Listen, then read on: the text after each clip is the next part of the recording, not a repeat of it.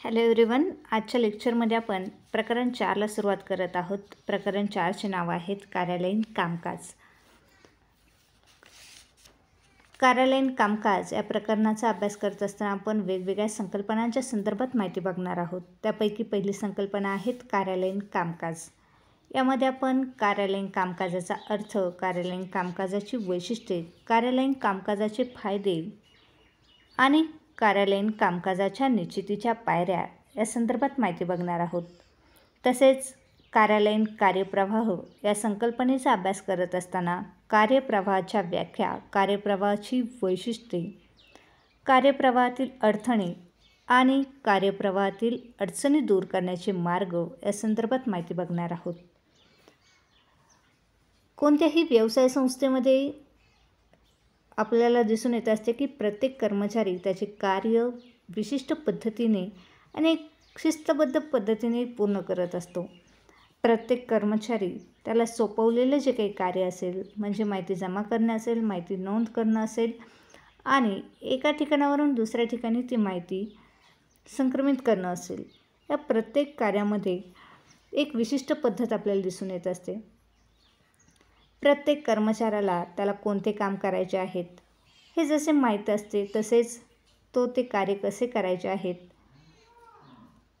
या संदर्भात कोणालाही कुठल्याही प्रकारचा प्रश्न विचारत नसतो, कारण त्याला तो प्रश्न विचारण्याची त्या ठिकाणी आवश्यकता नसते.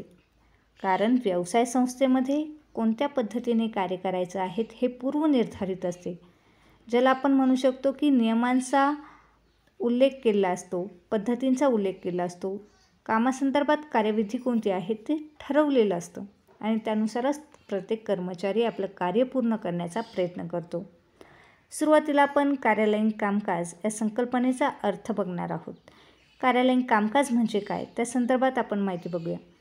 कार्यालयीन कामकाज म्हणजेच एखादा व्यवसाय किंवा सरकारी संस्थेत त्याच्या स्वरूपानुसार चालणारी प्राथमिक व दुय्यम स्वरूपाचे कार्यालयीन कार्य होय. या ठिकाणी व्यवसाय संस्थेचं स्वरूप कोणतं आहे याचा विचार करून प्राथमिक आणि दुय्यम स्वरूपाची कार्य केली जातात. म्हणजेच त्या ठिकाणी माहिती जमा करणे, माहितीची नोंद करणे, संपत्तीची नोंद करणे, त्याचे मूल्यांकन करणे, हिशेब ठेवणे, तसेच कर्मचाऱ्यांना प्रशिक्षण देणे या प्रकारची कार्य केली जात असतात. यालाच कार्यालयीन कामकाज असे म्हटले जाते. कार्यालयीन कामकाजाची काही वैशिष्ट्ये आहेत. पहिलं वैशिष्ट्य आहेत कार्यालयातील संपूर्ण कामकाज नियोजित पद्धतीने व परिणामकारकपणे पूर्ण केले जाते. कार्यालयामध्ये कोणती कार्यपद्धती वापरायची आहेत, कोणते नियम वापरायचे आहेत हे कर्मचाऱ्यांना माहिती असते. त्यामुळेच नियोजित पद्धतीने आणि परिणामकारकतेने ते कार्य पूर्ण करणे त्या ठिकाणी शक्य होते. तसेच वेळ, शक्ती व साधनांचा अनावश्यक खर्च टाळणे आणि अशा रीतीने कार्यालयातील कामकाजावर होणाऱ्या खर्चावर नियंत्रण ठेवणे हा उद्देश असतो, जेणेकरून वाचलेला जो काही वेळ असेल त्या वेळेचा उपयोग इतर कार्यांसाठी करणे शक्य होईल. कार्यालयामध्ये कोणते कार्य कोणी करायचे आहेत, तसेच कशा पद्धतीने करायचे आहेत हे पूर्वनिर्धारित असते. त्यामुळे कुठल्याही प्रकारची कार्याची पुनरावृत्ती झालेली आपल्याला दिसून येत नसते. त्यामुळेच अनावश्यक क्रिया टाळल्या जातात.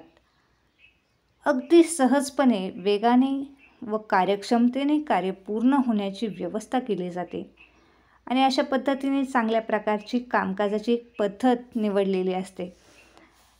कार्यालयाला त्यांची वेगवेगळी कार्य पार पाडण्याकरता विविध मनुष्यबळाची आवश्यकता असते आणि त्या ठिकाणी आवश्यकतेनुसार कर्मचाऱ्यांची नियुक्ती केली जाते.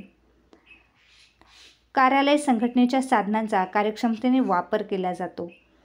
साधनांचा कुठल्याही प्रकारचा अपव्यय होणार नाही या संदर्भात आवश्यक ती काळजी घेतली जाते आणि कार्यालयीन कामकाजामध्ये कोणत्याही कारणामुळे गुंतागुंत उत्पन्न होणार नाहीत, अडथळा निर्माण होणार नाही, तसेच कार्यप्रवाह खंडित होणार नाही याची काळजी घेतली जाते. अशा पद्धतीने आजच्या लेक्चरमध्ये आपण कार्यालयीन कामकाजाचा अर्थ आणि कार्यालयीन कामकाजाची वैशिष्ट्ये या संदर्भात माहिती बघितली. थँक्यू.